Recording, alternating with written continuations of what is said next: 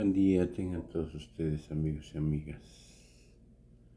Bienvenido al canal de YouTube del Tío de la Cruz. No se les olvide darle me gusta, su like, denle la campanita, chinga, vamos con Tokio.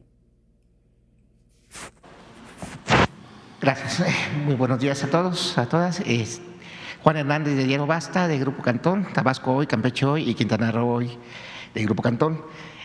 Aunque ya usted ya se había referido y emitió su opinión sobre lo que es la Suprema Corte, sí me gustaría hacerle esta pregunta con este enfoque.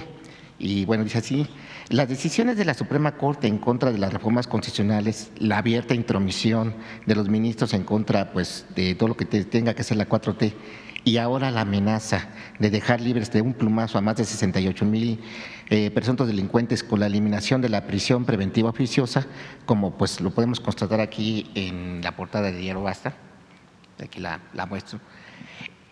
Todo esto pues parece indicar que el otrora órgano de impartición de justicia pues quiere dinamitar al país, y en este caso pues dinamitar a la próxima administración y endosarle este desastre a usted. ¿Cómo usted se está preparando o cómo el gobierno federal se está preparando ante, bueno, esperemos que no sea a un eventual escenario en donde se elimine la prisión oficiosa, se dejen a estos delincuentes libres? Pues todo parece indicar que ya la Suprema Corte, pues ya hay una abierta confrontación, hay una intención de, precisamente como se lo mencionaba, de dejarle un desastre por no querer perder sus privilegios. Sí, pero no pueden. Ya han cambiado mucho las cosas en México, precisamente porque hay mucha fuerza en la opinión pública.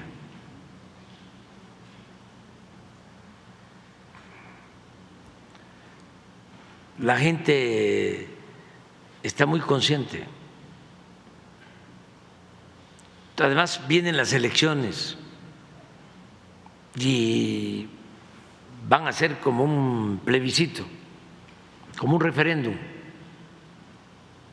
Se le va a preguntar a la plebe, eso es plebiscito. Se va a consultar al pueblo.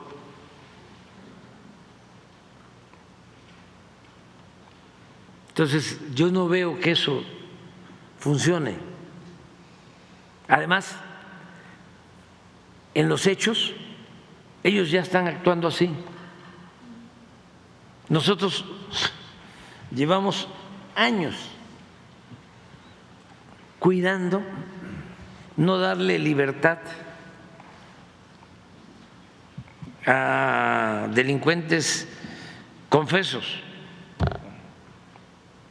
Ante órdenes de libertad de jueces, han llegado al extremo, eso no pasaba.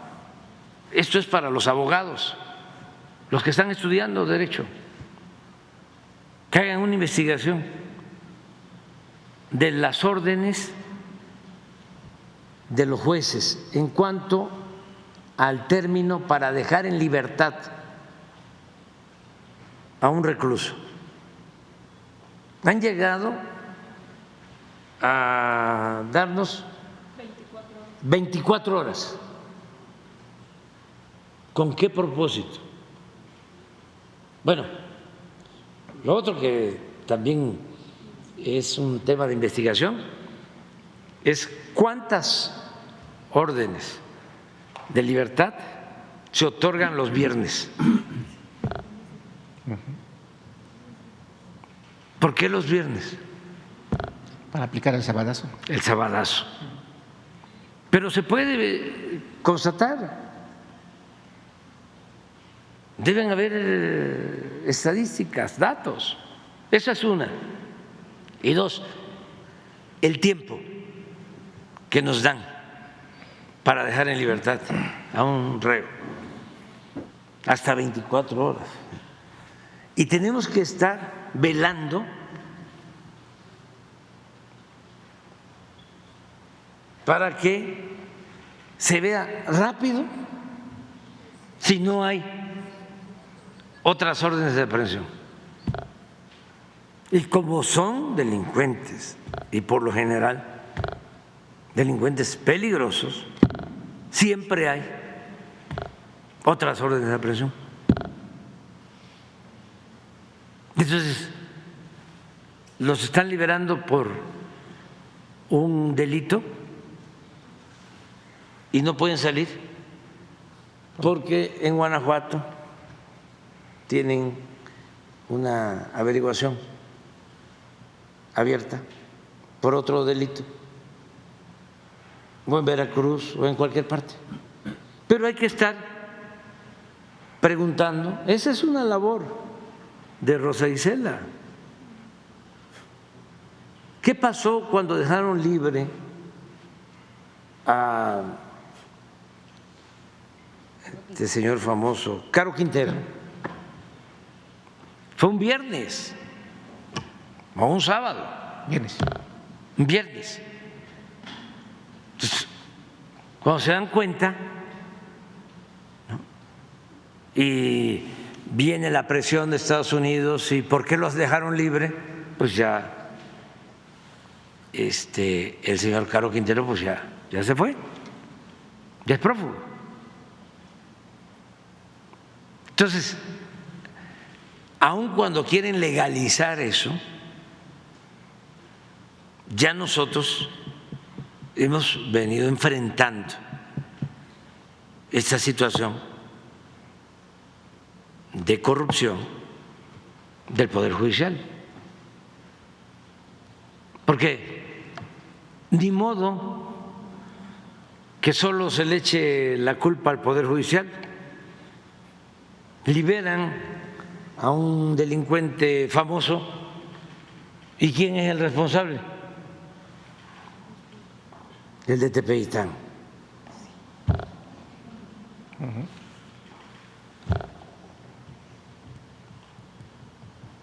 ¿Sí? Porque ellos mismos se encargan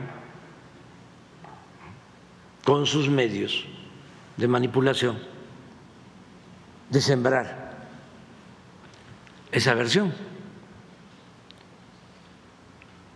Entonces, ¿cómo hacerle? Pues primero vamos a buscar que eso no prospere. ¿Sabes? ¿Quién está impulsando eso? La OEA. Nosotros no le tenemos confianza a la agencia esa interamericana de derechos humanos, porque esa es manejada desde el gobierno de Estados Unidos.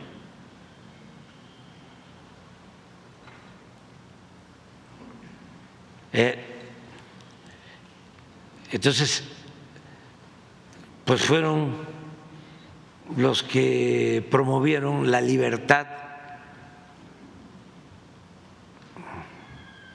esgrimiendo de que habían sido torturados de los que participaron en la desaparición de los jóvenes de Ayotzinapa.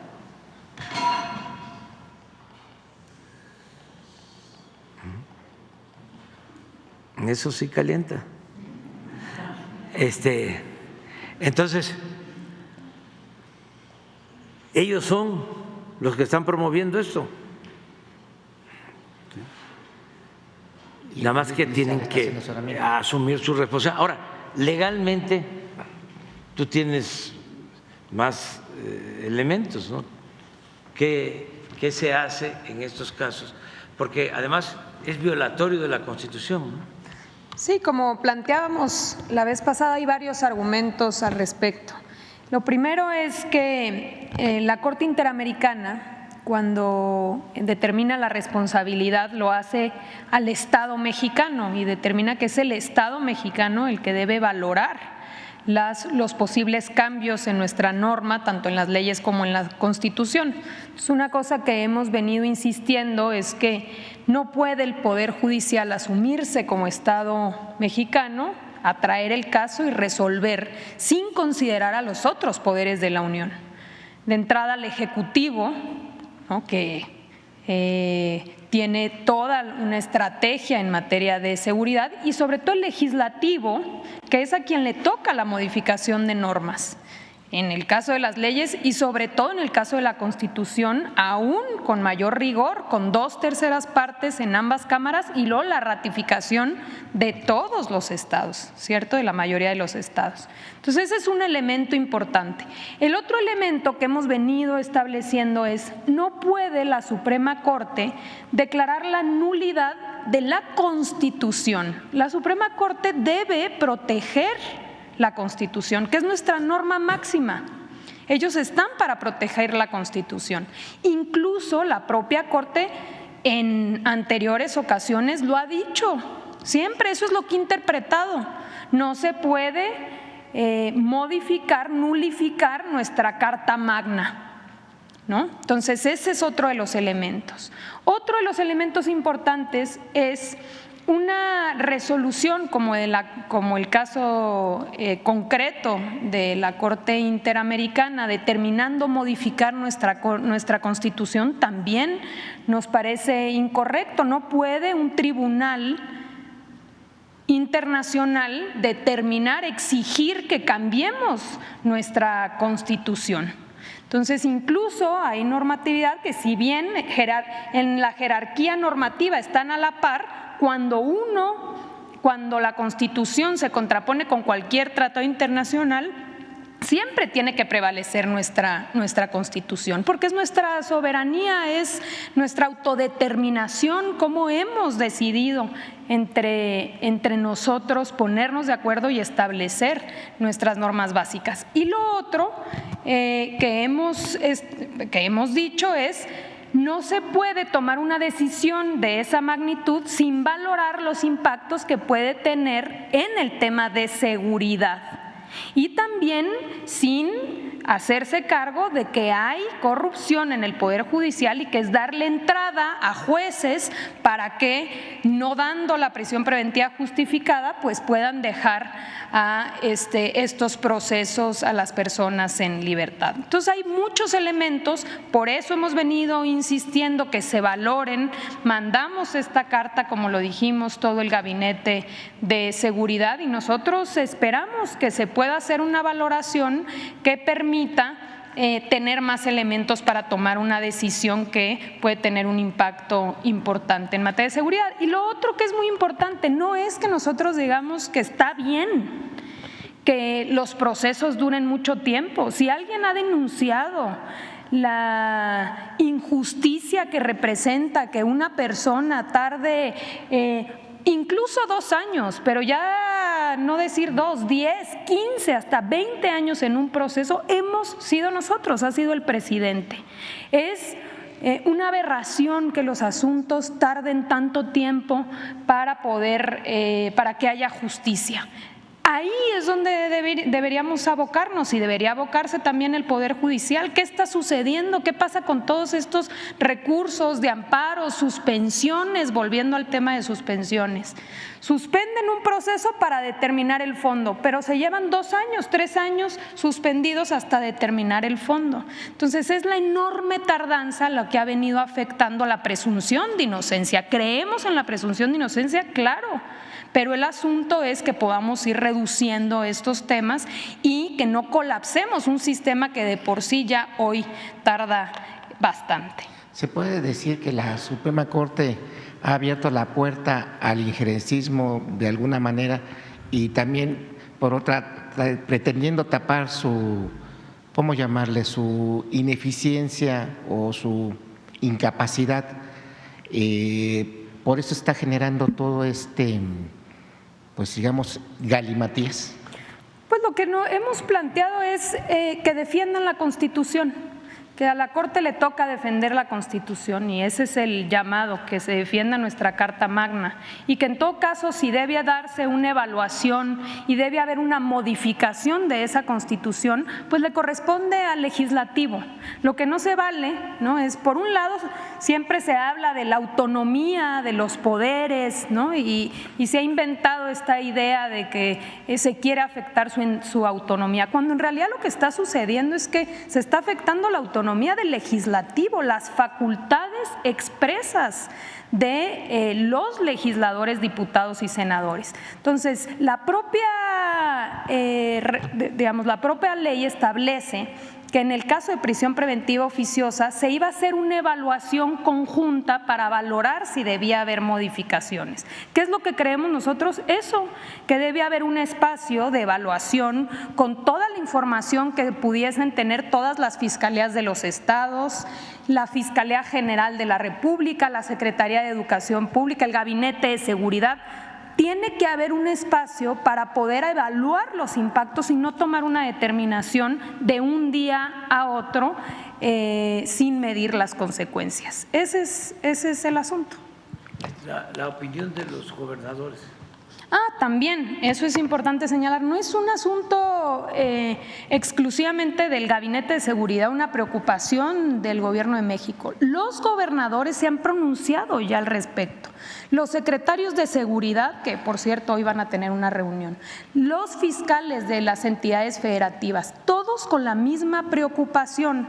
Porque la preocupación deriva de que, dado que la tardanza en los procesos, pues el listado es amplio de personas que tienen prisión preventiva oficiosa. Como ya lo dijimos aquí, estamos hablando de cerca de 68,000 personas que, de cambiar este criterio, de nulificarse el artículo, van a pedir de inmediato el cambio de medida cautelar. Entonces, imagínense ustedes el Estado de México con más de 20,000 casos, donde de repente